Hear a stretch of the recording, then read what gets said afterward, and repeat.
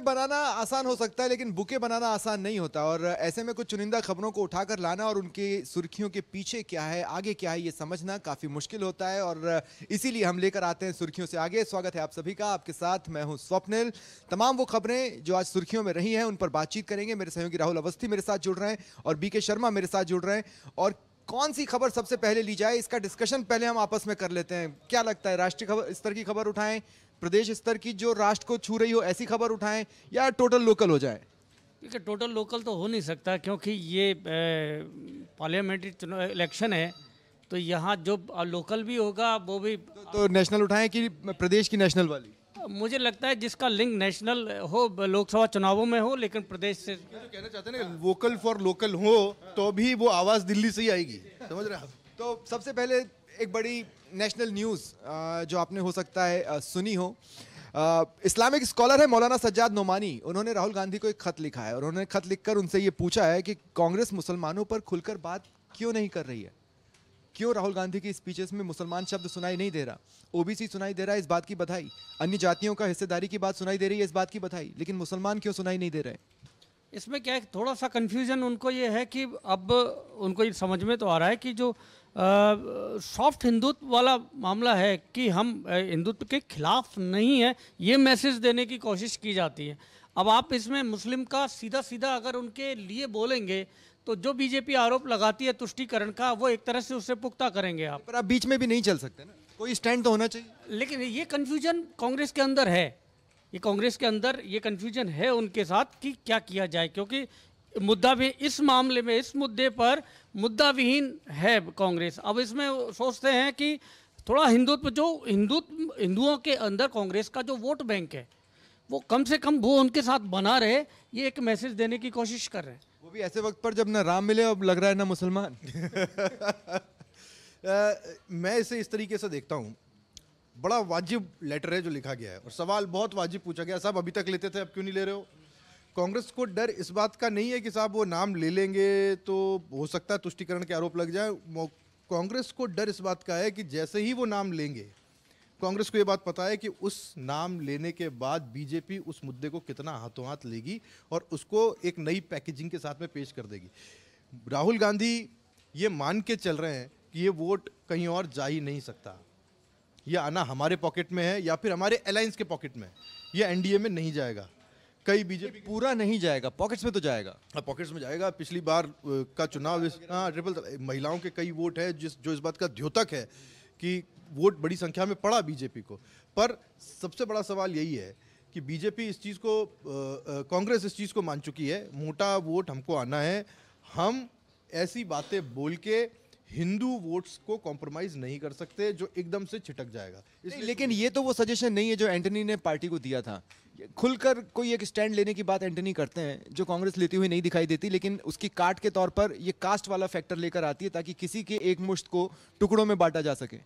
यहाँ फायदे की राजनीति ज़्यादा, और बीके मेरे ख्याल से इस बात से एग्री करेंगे। कांग्रेस एंटनी की जो रिकमेंडेशंस थी उनको पूरी तरह से तो फॉलो नहीं कर रही, लेकिन जितना उनको लगता है कि अच्छा है, अच्छा गप गप गंदा गंदा थू थू करते हुए जो काम का लग रहा है वो काम में लेने की कोशिश कर रही है और बाकी चीज़ों से नहीं, पर उसको अपना नहीं रही, उसको बांट रही है। हाँ बिल्कुल बांट रही है, उसका बिल्कुल सेगमेंटेशन कर दिया, अलग अलग तरीके से काट दिया, बांट दिया। अगर देखिए इस बात में भी डर है कांग्रेस को कि जिस दिन एंटनी कमेटी की जो रिकमेंडेशंस थी या एंटनी की जो फाइंडिंग्स थी उसको सीधे सीधे एक्सेप्ट कर लिया और वो बूमरैंग हो गया, तो उसके बाद तो ना, वो आपने बिल्कुल सही कहा था, वो राम तो मिले नहीं और फिर ये कभी मिलेंगे नहीं। अच्छा, एक खास बात और है, बचपन में एक टॉफी आती थी, आपको शायद याद हो, पॉपिंस नाम से, अलग अलग कलर की गोलियां निकलती थी। आती है पार्ले की, तो लेके आओ ना कभी। पॉपिंस खाना पसंद है तो लेके क्यों नहीं आते हैं? सवाल ही, अच्छा छोड़िए, इस सवाल का जवाब आपको अनकंफर्टेबल कर देगा। मैं आपसे ये पूछ रहा हूँ कि अलग अलग कलर की गोलियां निकलती थी, बीजेपी की पॉपिंस में स्थिति क्लियर है, गोली एक ही रंग की है, लेकिन कांग्रेस की मल्टी कलर भी दिख पा रही है क्या? हाँ, उसमें देखो, जैसे ये पहले भी आपने जो मुद्दा छेड़ा उसमें यह कि उनका जो कोर वोट बैंक है मुस्लिम, अब अगर आपने ज़्यादा हिंदुत्व की बात की तो वो आपके हाथ से वो छिटक सकता है, क्योंकि ये थोड़ा कर्नाटक चुनाव के बाद में वो कंसोलिडेट हुआ है और जो एरिया में अलग अलग। कर्नाटक में तो जब आपने बजरंग दल की बात की उसका आपको बेनिफिट मिला नहीं मिला कौन जानता है, इस पर कोई रिपोर्ट नहीं है। नहीं, कर्नाटक के बाद में एक बात हुआ कि जो कई बार मुस्लिम के निर्दलीय प्रत्याशी या छोटे दूसरे ओवैसी या इस तरह के दूसरे जो उन्हीं के जो मुस्लिम कैंडिडेट उनके वोट बैंक को तोड़ते थे और इसकी वजह से बीजेपी या किसी दूसरी पार्टी को उसका लाभ पहुंचता था, वो कर्नाटक इलेक्शन के बाद में ये कंसोलिडेट हुए हैं और उनको ऐसा लगता है कि ये इस तरह से ये कोर वोट बैंक है वो बना रहना चाहिए। अब उसके लिए कहीं ये इसमें गठबंधन में अधिकतर ऐसे दलों का साथ कांग्रेस को है जिनका वोट बैंक मुस्लिम्स माने जाते हैं, इसलिए भी हो सकता है जो राहुल कह रहे हैं कि कांग्रेस कॉन्फिडेंट है ये तो अभी कहीं नहीं जाने वाले। हाँ, उनको ऐसा लग रहा है, लेकिन उनको ये तो चिंता है कि अगर आपने हार्डकोर तरीके से आप हिंदुत्व की बात या कोशिश किया जाए कि जो बीजेपी का कोर वोट बैंक है उसमें से कुछ चुराया जाए, कुछ कोशिश की जाए कि समझता हूँ वो स्ट्रेटेजी ये है स्वप्निल कि अपना जो वोट बैंक है उसको एक साथ रखा जाए, एकजुट रखा जाए अलायंस के नाते, और अगर कोई बिखराव हो तो वो बीजेपी के वोट बैंक में हो, यानी हिंदू वोट टूटे, चाहे वो इधर जाए चाहे वो उधर जाए। जो वोट टूटने की वो अपनी स्ट्रेटजी लेके चल रहे हैं, वो बीजेपी की वोट को तोड़ने की लेकर के चल रहे हैं।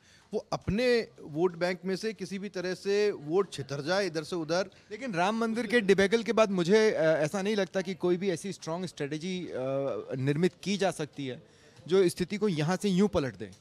बिल्कुल, ये आपका बिल्कुल सही कहना है कि जिस तरह की हवा चली है और दिसंबर के बाद से तो हमने देखा है कि वो एक बिल्कुल छा गया है मुद्दा, पूरे चुनाव के ऊपर हावी हो गया है और लोगों के मन से वो भावनाएं भी नहीं निकल रही हैं। आज मैं सुन रहा था मदन दिलावर बहुत थोड़ी देर बोलने के लिए, मुख्यमंत्री जब पहुंचे थे कोटा और थोड़ी देर बोलने के लिए आए और आने के लिए बोले, मैं बस 2 बातें कहूँगा।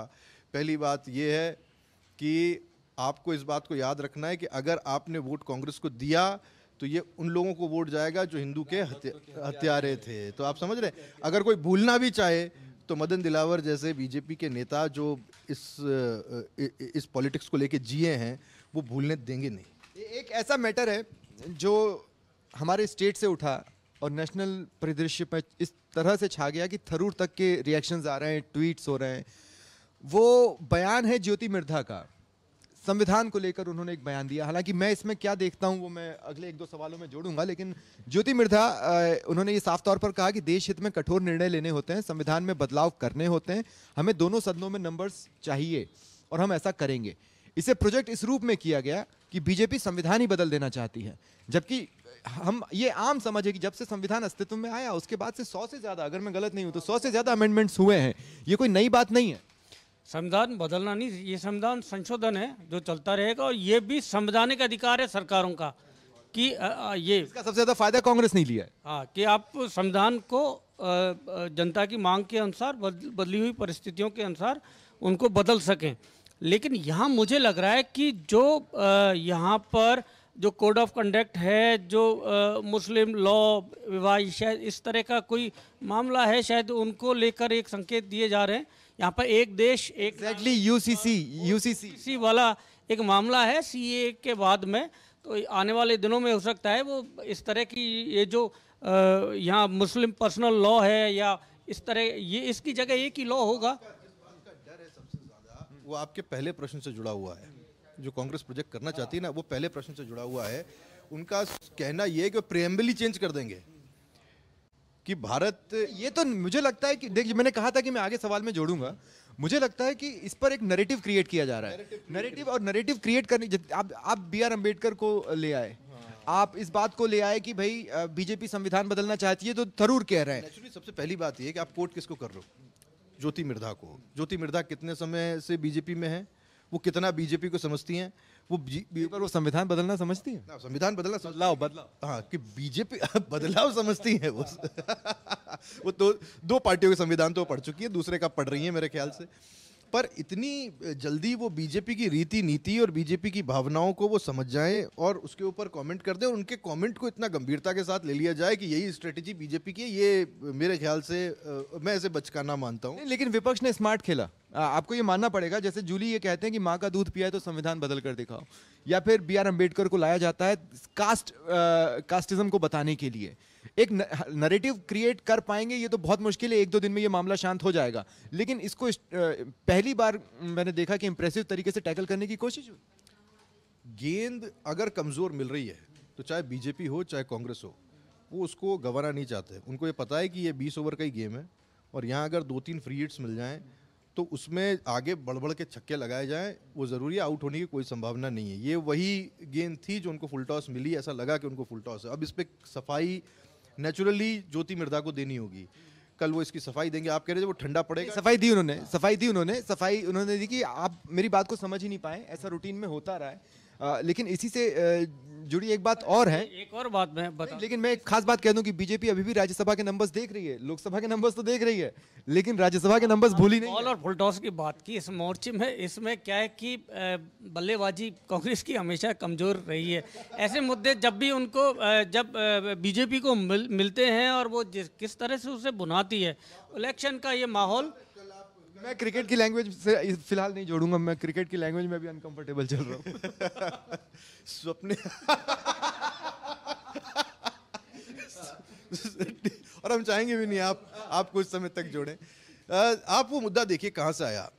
दक्षिण भारत में एक टापू तमिलनाडु के पास में जिसे कच्छ द्वीप, मुझे लिए तो कच्छ तीवू, ये कनीमोड़ी जैसे मुझे लगता है वो प्रोनाउंसिएशन का थोड़ा सा इशू है।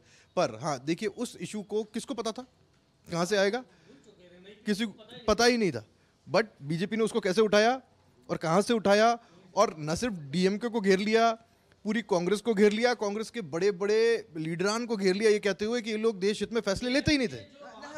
डीएमके जो वहाँ सबसे बड़ी बात है, देखो उनको दक्षिण में तमिलनाडु में कांग्रेस से चुनौती नहीं है, उनको वहाँ सत्तारूढ़ पार्टी डीएमके के, और क्योंकि उनके जो मछुआरे हैं 6000 से ज़्यादा मछुआरों को वहाँ पर जो गिरफ्तार किया गया है, तो वो वहीं के लोग हैं, उनकी जनता, उनके बीच में उनकी सरकार के प्रति अविश्वास के लिए मुद्दे क्रिएट करना और निकालना। और लेकिन तमिलियन और श्रीलंकन फैक्टर को आसानी से समझ पाना इतना आसान नहीं है। हाल ही में राहुल डिबेट में मेरे साथ कांग्रेस के प्रवक्ता थे, तो उन्होंने मुझसे, मैंने जब कच्छ तीवू पर उनसे सवाल पूछा तो उन्होंने मुझसे सीधे कहा कि क्या आप जानते हैं कि ये क्यों किया गया। मैंने कहा आप 6 लाख तमिलियन की बात करने वाले हैं। बोले हाँ, तो जब आप जानते हैं। तो मैंने कहा नहीं, तो मैं ये नहीं समझ पा रहा हूँ कि अगर 6 लाख तमिलियन का आपने भला किया तो वो हमारी हिस्ट्री बुक्स में क्यों नहीं है, हमने उसको 8th to 12th क्यों नहीं पढ़ा, बताया क्यों नहीं। हम तो पूजा करते हैं। बिल्कुल सही बात है। और मुझे लगता है कि इसमें कहीं ना कहीं सेंस ऑफ इनसिक्योरिटी रही है कि जैसे ही ये बात सामने आएगी, अब आज की जनरेशन जो है वो जनरेशन नहीं है कि आपने उस टेक्स्ट बुक में अगर 2 लाइनें पढ़ाई, वो पढ़ करके समझ गया, वो उसको क्रॉस चेक करेंगे, वो गूगल पे जाएंगे, वो उसे जानेंगे, और फिर जब क्रॉस चेक होगा तो उसका एक दूसरा पहलू भी निकलेगा, और दूसरे पहलू में वो जानते हैं कि हम कमजोर हैं, इसलिए इसको जितना दबाया जाए। कांग्रेस की एक बहुत बड़ी कमजोरी सीपी जोशी ने भीलवाड़ा में बताई। देखिए, इन्होंने कमजोरी की बात की और तुरंत मुझे भी याद आया कि सीपी जोशी का ये कहना है कि कांग्रेस में भाषण देने वाले बहुत से नेता हैं, काम करने वाले नहीं। ये उन्होंने माना ऐसा नहीं। अच्छा, उन्होंने समझाया भी है, देखिए कितने इंटरेस्टिंग तरीके से समझाया कि पहले कांस्टेबल भर्ती हुए, प्रमोशन लेकर डिप्टी बन गए, अब जब सीटी बचती है तो पीछे कोई नहीं है। हाँ, वो सीधा उन्होंने कई मामला चल रहा है। लेकिन मुझे लगता है कांग्रेस में देश भर में बात करें तो एक अलग बात है, लेकिन राजस्थान में जैसे गहलोत सरकार ने काम बहुत अच्छे किए, लेकिन काम को कैश करना, मतलब उस काम का शोर करना जो चुनावों में होना चाहिए, राजनीति में होना चाहिए, वो कमी है। मुझे सीपी जोशी यही कह रहे हैं, सीपी जोशी कह रहे हैं वो शोर मचाएगा कौन, वो लोगों तक ले जाएगा कौन, वो बताएगा कौन, वो चप्पल घिसने वाला कार्यकर्ता। कांग्रेस में सेवा दल जैसा जो संगठन हुआ करता था वो आज बिल्कुल हाशिए पे है, खत्म है। दूसरी तरफ आप बीजेपी को देखिए, एक एक पन्ना लेकर के लोग अपने पड़ोसियों तक को वोट देने के लिए कह रहे हैं, उनको टारगेट्स ऐसे मिले हुए हैं।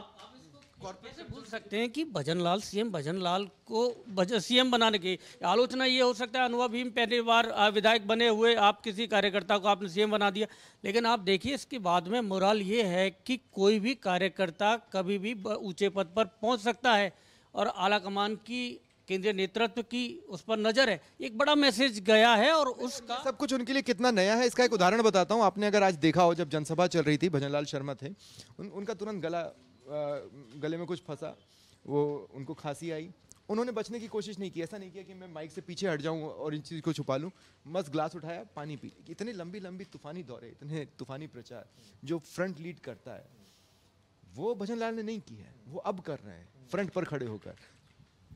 देखिए, बीजेपी का जो एक सिस्टम है, मैं बीजेपी से ज़्यादा उस संघ का एक सिस्टम मानता हूँ, वो पैदा करता है अच्छे से अच्छे लीडर को, सबको कहते हैं टैलेंट को नर्चर करना पड़ता है, उनको पानी देते रहना पड़ता है। ये संघ की स्टाइल ऑफ वर्किंग है, एक व्यक्ति अपने आप ही निखर करके सामने आता है, आप देखिएगा एक लीडर के तौर पे। इसमें और जोड़ ले, आप पिछली बार जब अमित शाह आए तो आपने देखा क्लास में जिस तरह से टीचर बच्चों को खड़ा करती है, इस तरह मिनिस्टर्स को खड़ा किया हुआ था। उनसे पूछा कि आपके पन्ना प्रमुखों की क्या लिस्ट है, आप बताइए आपने क्या क्या तैयारियां की हैं। वही ये इस बार भी जब वो यहाँ दौरा करके बाद में आके और होटल में वो मीटिंग की है उन्होंने, तब अब पिछली बार उन्होंने 3 मंत्रियों को डांटा, तो इस बार सारी तैयारी करके एक एक फाइल तैयार कर। ऐसा नहीं, जरूरत पड़ने पर कार्यकर्ताओं को तो डांट सकते हैं, बड़े लीडर्स को भी डांट सकते हैं। आप देखिए, जब उनको ये लगा कि बाड़मेर में हमारी स्थिति कमजोर हो रही है, अमित शाह 2 दिन के लिए आए थे, कुछ भाप कर गए, विनय सहस्त्रबुद्धि को भेजा गया, 2.5 घंटे की मीटिंग हुई जिसमें जिलाध्यक्षों को जोड़ा, विधायकों को जोड़ा। कैलाश चौधरी से कहा कि नहीं, आप बाहर रहिए, मैं फिलहाल फीडबैक ले रहा हूँ, ताकि वो अलग से प्लान बना सके। देखिए होता क्या है कि वो हमेशा तटस्थ राय लेना, जैसे कहते हैं ना कि जो सच्ची राय आए, जो क्लियर राय आए। जब भी अमित शाह राजस्थान आते हैं या किसी भी राज्य में जाते हैं, आप देखेंगे नेताओं के पैर कांपने शुरू हो जाते हैं। जो जिम्मेदार नेता हैं, आप उनसे जवाब मांगते हैं और वो जवाब मांगे जाते हैं एक रिसर्च के बेस के ऊपर, जिसपे पुख्ता आपके पास आंकड़े होते हैं जो बता रहे होते हैं कि साहब ये है आपकी सच्चाई और ये आपकी फेस वैल्यू, अब आप बताइए, इस पे जवाब दीजिए। हर नेता इससे बचना चाहता है। लेकिन इस वक्त होगा क्या ना कि चूंकि टिकट तो दिया जा चुका है, तो कोई एक डिटेल्ड प्लान या कोई एक अलग तरह का प्लान लेकर बीजेपी बहुत जल्द बाड़मेर के लिए मैदान में आने वाली है। मुश्किल से मुझे लगता है 1 या 2 दिन में वो डिटेल प्लान जमीन पर दिखने लगेगा। कोटपुतली में भी जब औपचारिक सभा हो गई थी, उसके बाद पीएम मोदी ने सबसे पूनिया, राजन राठौड़, इन सबसे फीडबैक 1 to 1 फीडबैक लिया। वो वहीं बैठकर वो 2 मिनट का फीडबैक प्रधानमंत्री के लिए अगर वो लेते हैं, आपको 1 to 1 फटाफट से बताना होता है कि भाई ये कंडीशन है। अब आपकी वहां पे निर्णय लेने की स्थिति है, बीजेपी में निर्णय लेने की स्थिति है। कांग्रेस की निर्णय का अंदाजा तो आप इस बात से लगाइए कि कल नॉमिनेशन का अंतिम दिन है, उससे पहले बांसवाड़ा डूंगरपुर सीट पर प्रत्याशी को लेकर या गठबंधन को लेकर क्या स्थिति कोई नहीं जानता। बहुत बुरा हाल है आज। अच्छा मैं बताऊं, बाप की तरफ से आज नॉमिनेशन फाइल हो गया है ना। अब कांग्रेस करेगी या नहीं करेगी, संशय इस बात पे है। कांग्रेस के जो बुनियादी कार्यकर्ता हैं, अब इस बात का सवाल आपके दूसरे सवाल से जुड़ा हुआ है। कैसे? ऐसे कि एक जो ग्रास रूट पे काम करने वाला कार्यकर्ता, वो किस सपने के साथ जीता है कि साहब एक दिन मौका आएगा, मैं चुनाव लड़ूंगा। आपने किसी के साथ गठबंधन किया और उन सारी की सारी भावनाओं को और सपनों को अगले 5 साल के लिए निस्नाबूद कर दिया, खत्म कर दिया। आपने कहा उस आदमी का समर्थन करो जिससे आप वैचारिक रूप से अब तक लड़ते आए हो। होता क्या है, मोराल एक कार्यकर्ता का डाउन होता है।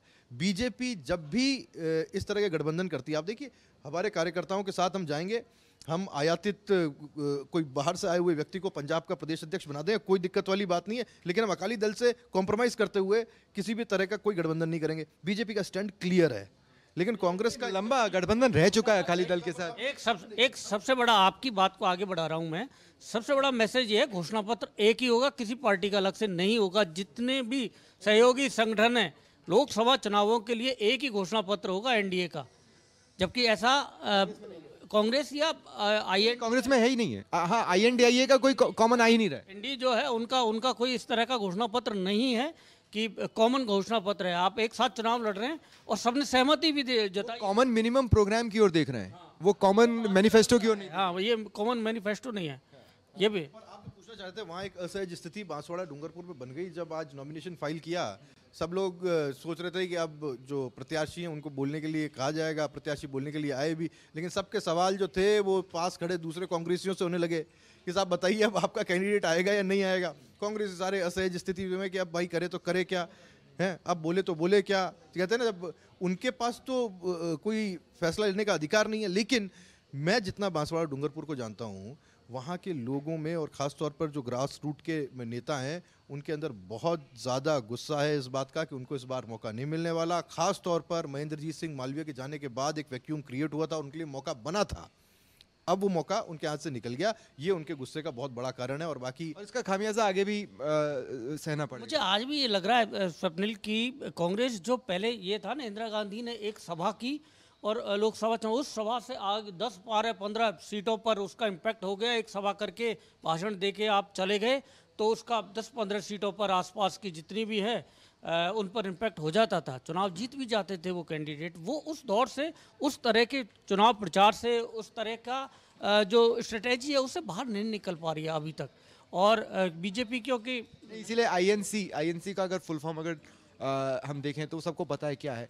लेकिन आजकल जिस तरह का आईएनसी का बिहेवियर है, ऐसा लगता है I make nation confuse. INC का फुल फॉर्म कुछ इस तरह का मुझे नजर आता है। बहरहाल कुछ 3-4 छोटी-छोटी घटनाएं जो कि बहुत बड़ी हैं अपने आप में, उन पर भी जल्दबाजी में हम बात कर लेते हैं।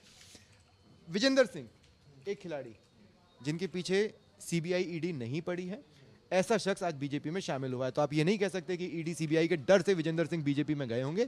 विजेंदर सिंह विजेंदर है, वो मुक्का चलाना जानते हैं, उन्होंने मुक्का चला दिया है और वो जाट समुदाय से आते हैं।